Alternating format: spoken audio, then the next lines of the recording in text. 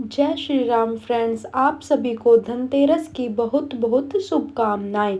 दिवाली आने वाली है। दिवाली का त्योहार धनतेरस के दिन से शुरू हो जाता है। धनतेरस का दिन भगवान कुबेर का होता है। कुबेर भगवान धन के देवता होते हैं।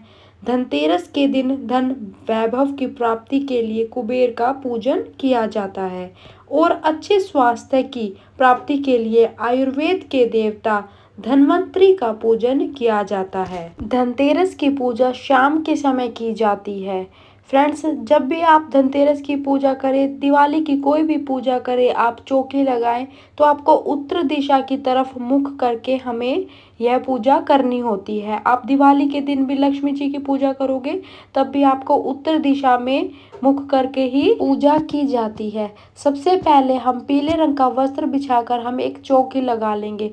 फ्रेंड्स, अगर आप जितना सुंदर आप चौकी बना सको उतनी सुंदर आप चौकी बनाना, क्योंकि हम दिवाली पर बिल्कुल सब कुछ घर को भी डेकोरेट करते हैं ना, तो हमें अपनी चौकी को भी अच्छे से सजाना है। और आपके पास जो भी फोटो हो, जो भी स्वरूप हो, आप वो रख सकते हैं कुबेर जी भगवान जी के लिए। मेरे पास लक्ष्मी माता, गणेश जी और कुबेर जी की एक फोटो है, तो मैं उन्हें ही विराजमान कर दूंगी चावल का आसन देकर। अब जो भी आपके पास मंदिर में लक्ष्मी जी और गणेश जी की फोटो हो, आप वो ले सकते हैं। मेरे पास ये चांदी के हैं, हमारे मंदिर में रखी थी तो मैंने यही लिया है। इसके बाद स्वास्थ्य के देवता भगवान धन्वंतरी को भी मैं सुपारी के रूप में विराजमान कर लिया है। फिर जल के छींटे लगाकर हम सभी को भाव रूप में स्नान करा देंगे। फिर आपके पास अगर पीतल का दीपक है तो आप घी का दीपक जला लें। मैंने चांदी की प्लेट ली है। अगर आपके पास चांदी की प्लेट ना हो तो कोई बात नहीं, आप सिंपल जो स्टील की प्लेट होती है आप उसमें भी रखकर पूजा कर सकते हैं। फिर हाथ जोड़कर संकल्प करेंगे कि हे भगवान, आज मैं आपका पूजन कर रही हूँ, आप मेरी पूजा को स्वीकार करें।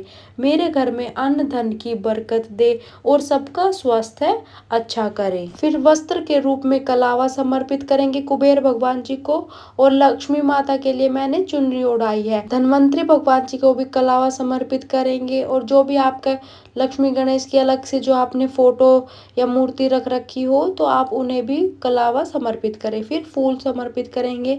आप कोई भी फूल समर्पित कर सकते हैं। अगर लाल और गुलाबी रंग के फूल हो तो ज़्यादा अच्छा है, क्योंकि लक्ष्मी माता को लाल रंग के फूल ज़्यादा पसंद है। और अगर आपके पास जनेऊ है तो आप जनेऊ भी समर्पित कर दीजिए।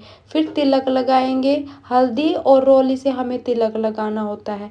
अगर इस दिन आप सोने चांदी की कोई भी चीज़ लेकर आए तो उन्हें भी रख दे। अगर ना ही लेकर आप आए हैं तो आप पहले के जो बर्तन रखे हो चांदी के या फिर चांदी या सोने का जो भी आइटम आपके पास हो आप उसे रख सकते हैं। स्टील का भी कोई नया बर्तन लेके आए हो तो आप उसे भी ज़रूर रख दें। इसके बाद हमें भोग समर्पित करना है। धनिये का प्रसाद इसमें ज़रूर से भोग लगाया जाता है। खील बताशा जो भी आपने बनाया हो घर पर वो आप बना सकते हैं। पीले रंग के मैंने चावल बनाए हैं तो मैंने चावल का भोग लगा दिया। कोई भी ऋतु फल का भोग लगा सकते हैं। मिठाई में जो भी आपके पास अवेलेबल हो, घर पे बनाई हुई या फिर मार्केट से लाई हुई, आप उसका भोग लगा सकते हैं। फ्रेंड्स, धनिये का भोग इसलिए लगाया जाता है कि माना जाता है कि धनिया धन का प्रतीक होता है। और फ्रेंड्स, जो भी आपके पास चांदी के सिक्के हों आप उन्हें भी रख दीजिए। और झाड़ू जरूर खरीदी जाती है इस दिन, तो आप झाड़ू का भी पूजन साथ में कर सकते हैं। फिर हल्दी से तिलक करेंगे, चावल समर्पित करेंगे, झाड़ू पर भी हम तिलक लगाएंगे, धूप जरूर जलाएंगे। फ्रेंड्स, जो भी आपका दिवाली पूजन में आप धूप जरूर से जलाएं, क्योंकि लक्ष्मी माता को सुगंधित बहुत ज़्यादा पसंद है। हो सके तो लक्ष्मी माता को आप इत्र भी समर्पित करें। इसके बाद अगर आप कथा सुनना चाहते हैं तो हाथ में चावल या फिर धनिया या फिर फूल लेकर कथा सुन सकते हैं। अगर आप कथा नहीं सुनना चाहते तो आप इस पार्ट को स्किप कर सकते हैं। कथा सुनने के बाद हम आरती कर लेंगे। अगर आपने कुबेर दीपक जलाया है या आपने पीतल के दीपक को कुबेर के दीपक की भावना से जलाया है तो ये दीपक आपको हिलाना नहीं है। आप दूसरा दीपक ले लें या फिर आरती करने के लिए आप कपूर जला लें। पहले हम गणेश जी की आरती कर लेंगे, फिर हम कुबेर जी की आरती करेंगे। अगर कुबेर जी की आरती नहीं आती है तो आप लक्ष्मी जी की भी आरती कर सकते हैं। फिर हम हाथ जोड़कर पूजा में रही कमियों के लिए क्षमा याचना करेंगे और अपनी मनोकामनाओं को पूर्ण करने के लिए प्रार्थना करेंगे। सभी के अच्छे स्वास्थ्य के लिए प्रार्थना करेंगे और धन अन्न की बरकत के लिए भी प्रार्थना करेंगे। इस तरह से हमारे धनतेरस की पूजा संपन्न होगी। फ्रेंड्स, इस दिन ना एक बड़ा दिया भी जलाया जाता है, यम का दीपक कहते हैं उसे। ये लगभग सभी घरों में जलाया जाता है।